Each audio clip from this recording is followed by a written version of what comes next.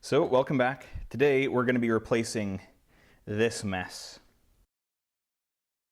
What is this mess, you may ask? It is the power steering reservoir and the upper two lines, the feed and the return, as well as the assorted hose clamps, O-rings, and other fittings. So when I got this car back in January of 2018, the power steering was already leaking very, very slowly. But just a couple weeks ago, I noticed that the leaking was getting much more severe, and I will show you how bad it's getting. So the first thing you have to do is buy your parts. I got these off FCP Euro.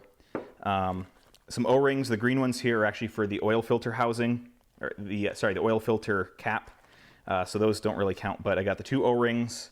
That would be for the oil cooler lines, and then I got some extra hose clamps just in case, and also just to have them, because also I'm not super familiar with these, and I figure if I can't get these to work, I can always go with the reliable stuff. All this together was about $100. 15 bucks shipping though, so I could get it in a short period of time because I have a road trip coming up, which is why I have prioritized this.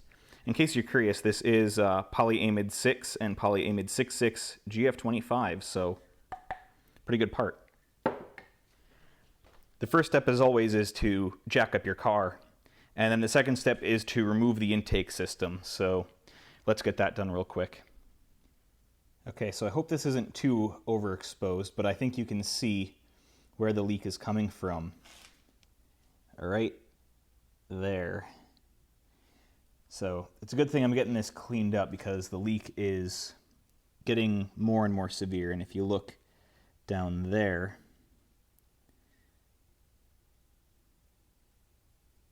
right about there, you can see it is also,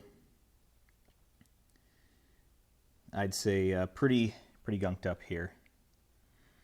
So the next stage, for the record, I took out the intake and I also took out the belly pan, which is very, very dirty and grimy. So I think what I want to do is take out this hose first down at the bottom where the pump is, and then let everything drain out. So this is already a vented cap, but I'll take that off just to let it vent more. I'll let whatever's going to drain out, and then plug it, and then take care of this side, and then plug that, and then just pull the whole unit up and not cut any hoses or have to drain this any more than I have to.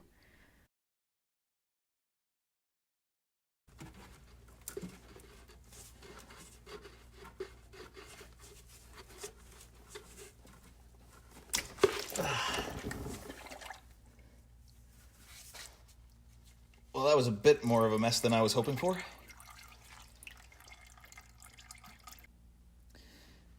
So after that rather hydracious procedure, I did clean up roughly, just a general wipe down of everything. That way I can see if there's any other leaks that this sort of thing is covering up, if this is the major leak. And then you can see that's way overexposed because it's, shiny and bright because it was just covered in oil. So the next step is going to be removing the stuff up top. My advice here is don't just yank on it too much because you could break the connections to the cooler. Try and be as gentle as possible.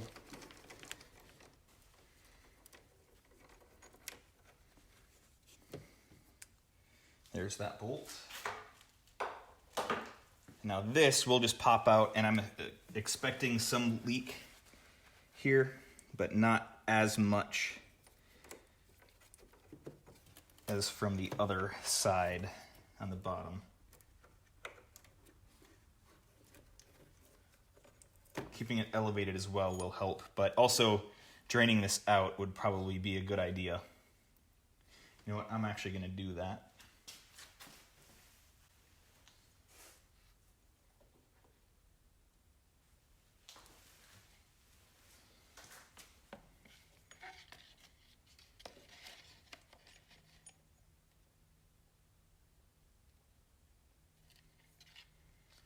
That's not all of it, but that's a good chunk of it right there.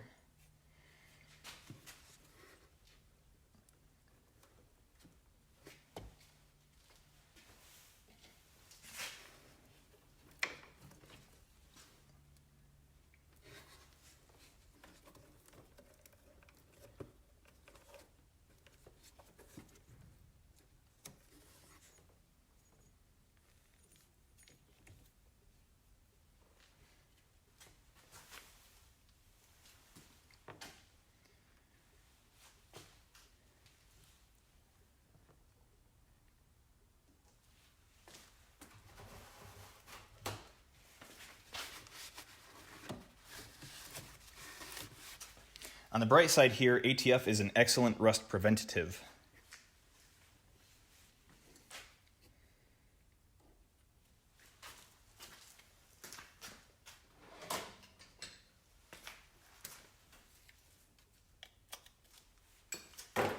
At this point, I'm just going to remove the reservoir over here. It uses a 6mm Allen.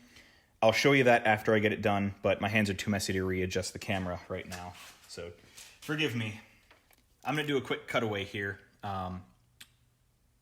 In the next clip, I will be removing this from the other camera angle because my hands are too messy. Basically, all you have to do is remove the fastener here. All right, take that one out. Remove the fastener here. Take this one out. And that's all there is to it. But that way you know where they are. And then you can just pull the entire tank and all the hoses straight out the top. And it's a lot easier than trying to remove the hoses individually. And it means that you don't have to cover up your alternator in fear of that thing getting full of oil. That's actually the cleanest part of this engine bay so far on this repair. Because I got oil or ATF up here, I've got ATF down there. This is a messy job, unfortunately, but such is life. So I think now it's time to do the reverse of the uninstallation and uninstall the new parts. So the next order of business is to get all the new parts set up again. And that starts with putting the reservoir bracket onto the reservoir. We don't need to tighten anything down too much at this point because we're going to have to fiddle around with fitment as we go. And at this point you want your hands to be clean because you're working with hydraulic fluids and precision, like the pump is a precision part. And the component here, this hose with the fitting for the oil cooler, that goes to the center fitting on here. And don't forget your hose clamp at this point. And that would be this one right here.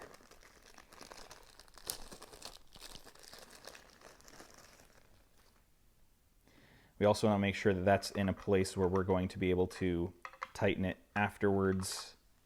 So how about just like that?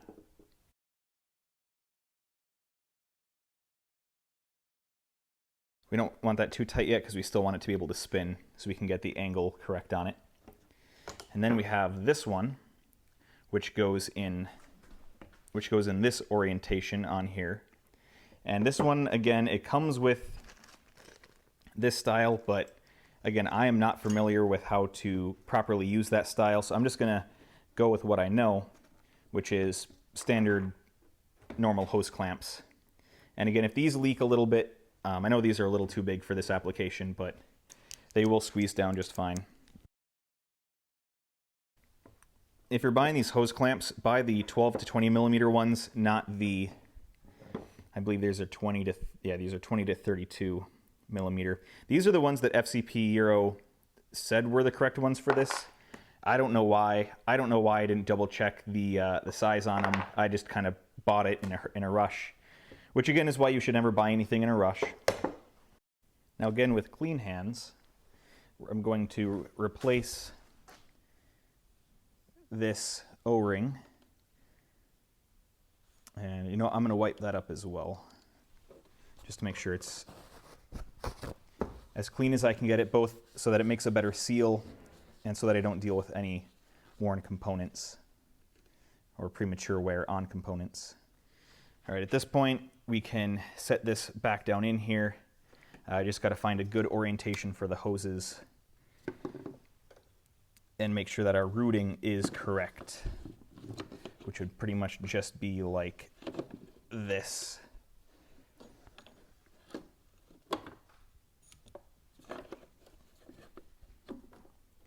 Just about like that. So for me, the ZF logo is facing the left side of the car, and that's making everything line up here just fine.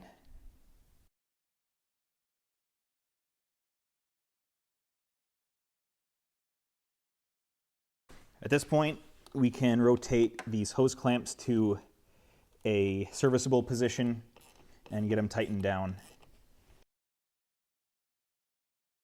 So now we can refit these hoses. The return, this one, goes on the bottom. If you remember this one, which is the return from the power steering system, goes on the top. And do not forget to add your O-ring to this part here. Again, make sure you have clean hands and that the part is also clean.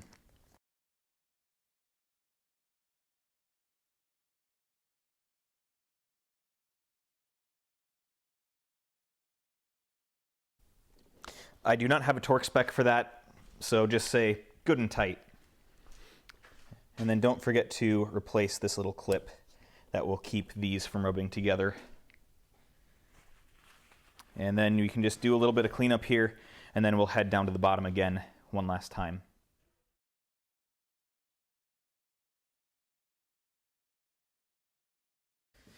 So the final step here is to fill up the new reservoir and also bleed the system. The way that you fill it is the full is this top line. It'll focus here. The full is the top line.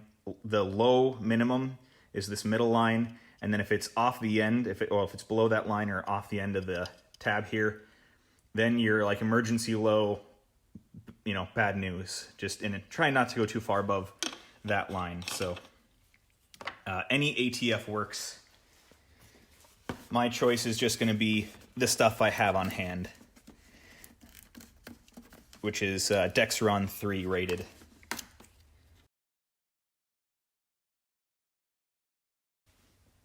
And it'll bubble and burble for a little bit. And then we're going to turn the wheel from one lock to the other.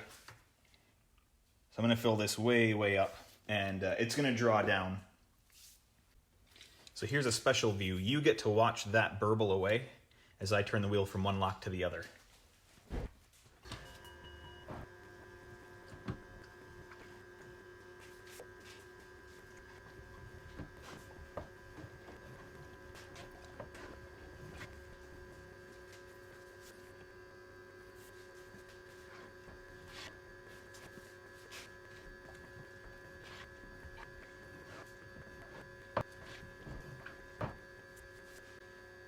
Okay, that should be good for the initial bleed. Now I'm going to turn the car on and just let it idle here, and then turn the wheel back and forth, and that should really get it to suck through some fluid.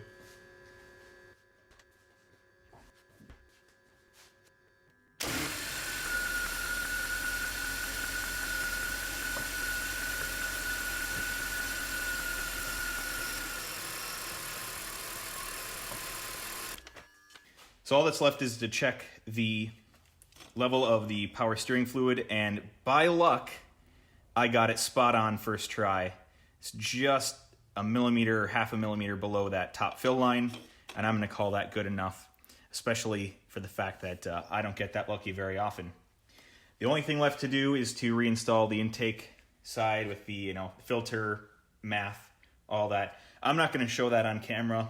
You should know how to do that stuff by now, or check out a different video on how to do it. This does not cover all of that. So that's all it takes to replace the reservoir. It's messy, but really not hard at all. So until next time, see ya.